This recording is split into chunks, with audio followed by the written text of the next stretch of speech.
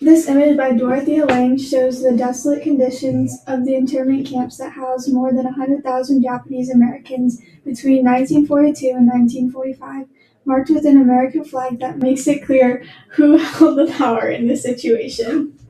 The U.S. used institutional power in the form of propaganda and laws such as Executive Order 9066 to justify the incarceration of Japanese Americans during World War II. The order was passed on February 19, 1942 by President Franklin Roosevelt, and according to the National Archives, it authorized the forced removal of all persons deemed as a threat to national security from the West Coast to relocation centers further inland, resulting in the incarceration of Japanese Americans.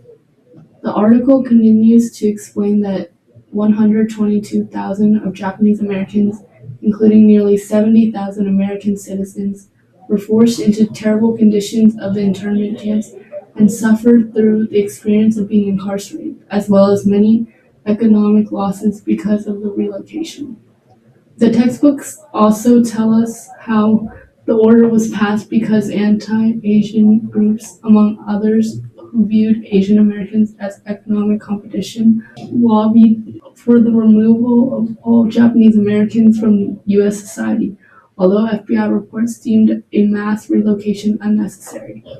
To justify this, the U.S. used propaganda to convince people that the incarceration was for the security of Americans, and this was the only way to maintain safety, showing how the U.S. used the power they had to fuel institutional oppression while claiming it was for the better good.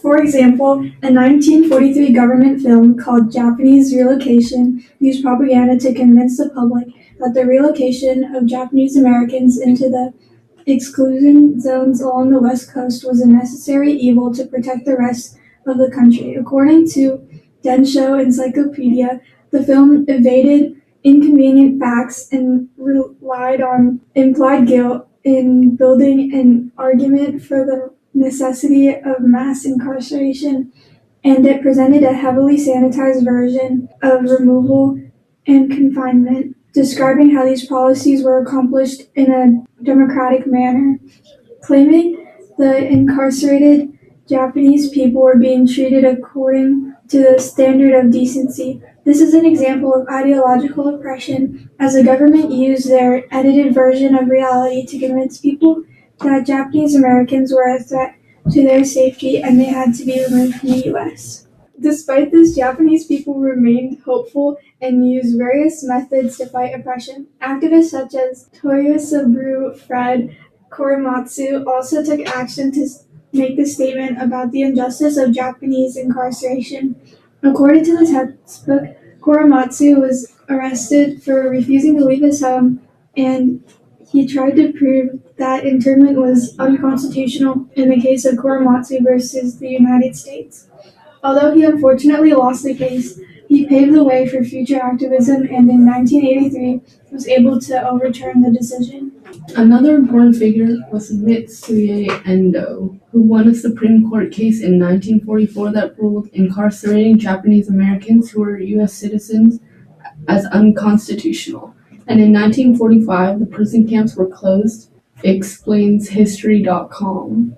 Throughout the years that they were forced to live in terrible conditions at the internment camps, Japanese Americans used their power to, and with, agency and solidarity, to reclaim all four forms of liberation. Korematsu and Endo worked to end the incarceration and gained institutional liberation, and strikes such as the Boston strike were organized for people to have better conditions and internal liberation of fighting back and taking back a sense of internalized liberation as they worked against oppression. Their substandard and spare reality was documented by photographers such as Dorothea Lange and Ansel Adams, who tried to show both the oppression that Japanese people faced during this time, as well as the way they tried to keep some of their senses of self and used art to express themselves. For example, in the photograph shown above, Ansel Adams captured a band performing at one of the prison camps, showing the way that Japanese Americans tried to make the best of their life during incarceration. Gaman is a Japanese word that means to endure the unbearable with dignity and patience. It also became a word to describe the arts and crafts of the prison camps, says the Voices textbook. Below, a picture of a wood carving made by Matsumoto Mentaro while he was in one of these camps. The video Art of Gaman shows that Japanese Americans use this philosophy to survive the harsh conditions of life in camps as they used art to express their feelings and distract themselves from the ideological oppression that made each day a fight for retaining their identity. More than 40 years after the last prison camp was closed, the Civil Liberties Act of 1988 was passed with the help of Fred Korematsu. The act gave Japanese Americans who had been incarcerated $20,000 and a formal apology, according to the National World War II Museum.